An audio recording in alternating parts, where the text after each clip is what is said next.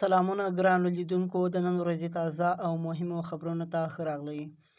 د پښتون ژغورنې غورځنګ مخکښ مشر علي وزیر نن له زندانه راخوشی سو. یاده دې وي چې یوه میاشت مخته هغه په اسلام آباد کې د اسلام آباد پولیسو نیولی و او له ځان سره یې بولی و.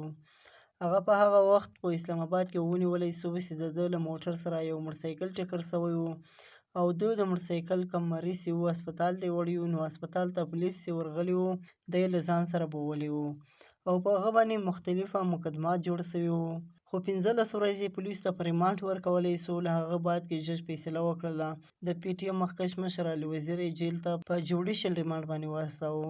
خو نن د علي وزیر د وکیل عطاالله کونډې له خولې چې هغه پرون ضمانتونه منظور سوي وو، نن علي وزیر له زندانه راخوشی سو. بلې خواته د پښتون ژغورنې غورځنګ سیند کوارډینیټر نورالله ترین لیکلي دي ملي رهبر ګران مشر منظور پښتون نن په صوابۍ کې ولسي غونډه کې ګډون وکړ او په خپل لاس یې ولسي مشرانو، وکیلانو، سیاسي کارکنانو، علماء کرامو ته د 11 اکتوبر قامي عدالت دعوت ورکړ. یاده دې وي چې منظور پښتین د ګیلمن په جنازه کې د 11 اکتوبر قامي جرګې یا عدالت فیصله کړې وه او اوس یې په مختلفو سیمو کې د 11 اکتوبر یا قامي جرګې لپاره په بېلابېلو سیمو کې کمپاینونه روان دي.